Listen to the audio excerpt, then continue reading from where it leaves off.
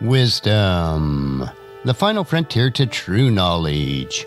Welcome to Wisdom Trek, where our mission is to create a legacy of wisdom, to seek out discernment and insights, to boldly grow where few have chosen to grow before. Hello, my friend. I am Guthrie Chamberlain, your captain on our journey to increase wisdom and create a living legacy. Thank you for joining us today as we explore wisdom on our second millennium podcast. This is day 1106 of our trek, and it is Worldview Wednesday. Creating a biblical worldview is important in order to have a proper perspective of today's current events.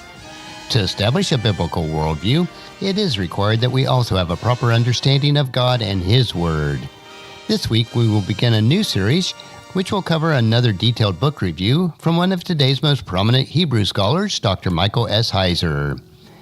We will take a deep dive and share Dr. Heiser's insights into the question which is also the title of his book, and it is, What Does God Want? What does God want?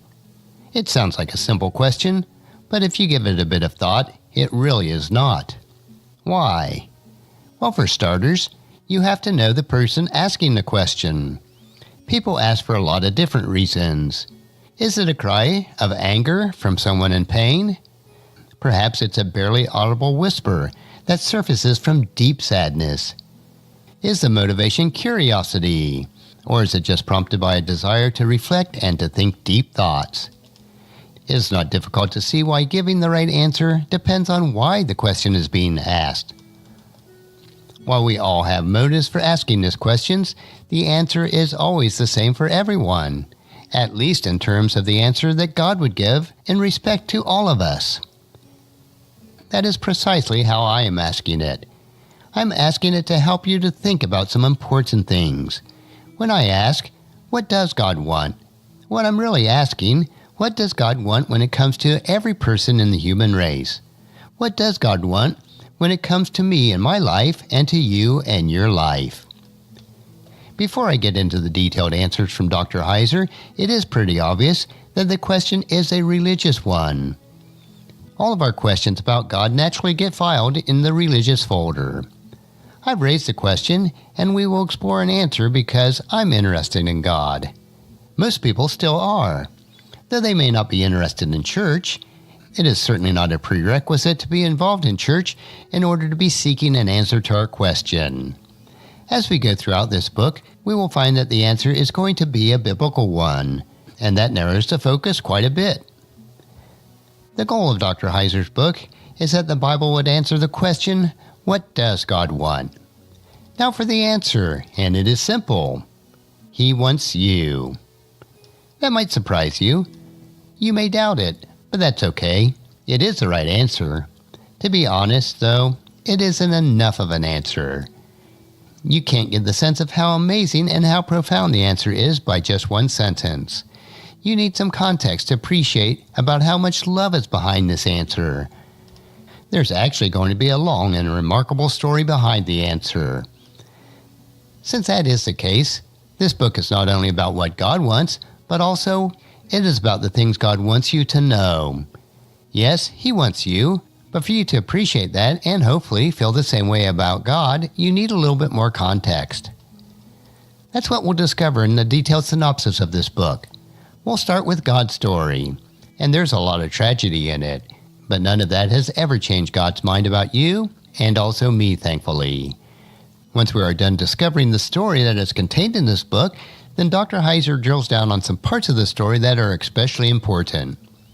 Before we jump in, Dr. Heiser does have one disclaimer. If you've spent a lot of your life in the church, you might think that you already know this story. And you certainly might know parts of it, but I can guarantee that there'll be some real surprises.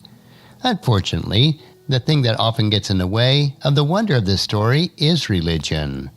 Sometimes church and denominational preferences become more important than the story itself, and that's not the case within this book, though. Even though I am assuming that some listeners or readers are familiar with the Bible, I am confident that you are going to encounter some new truths or new ways to think about old truths. And if you've never been to church or heard about the Bible, you're the perfect listener. There's nothing to unlearn or relearn. It is all fresh. Either way, you're going to experience the thrill of discovering what God wants and why. Growing up with godly parents, I understood God to be the Creator. I assumed that He knew about me and everyone else, but I did not have a good grasp on what He was thinking about me or the other people in the world. While I had a sense of God's love for me, it was more of a distant God who was watching whether I was good or bad. I did not realize that God was actually seeking me. I know now that God was and continues to seek me because it's His nature to seek all of us. He is committed to us. How do we know these things about God? Those are the questions and answers that we will discover over the next several months as we explore what does God want. While we have briefly answered the question of what God wants, we will never know the why of the question unless we sincerely seek Him. As we are told in Hebrews chapter 11, verse 6, "And it is impossible to please God without faith. Anyone who wants to come to Him must believe God exists and that He rewards those who sincerely seek Him." And that will conclude our introduction to Dr. Heiser's book, What Does God Want? Next Worldview Wednesday, we will begin to start to slowly peel back the layers and find out why. I believe that you'll find that each Worldview Wednesday is an interesting topic to consider as we build our biblical worldview. Tomorrow we will continue with our 3-minute humor nugget that will provide you with a bit of cheer, which will help you to lighten up and live that rich and satisfying life. So encourage your friends and family to join us and to come along with us tomorrow for another day of Wisdom Trek, Creating a Legacy. If you'd like to listen to any of the past 1,105 treks or read the Wisdom Journals, they are all available at wisdom-trek.com. And I encourage you to subscribe to Wisdom Trek on your favorite podcast player so that each day's trek will be downloaded to you automatically. And thank you so much for allowing me to be your guide, your mentor, but most importantly, I am your friend as I serve you through the Wisdom Trek podcast and journal.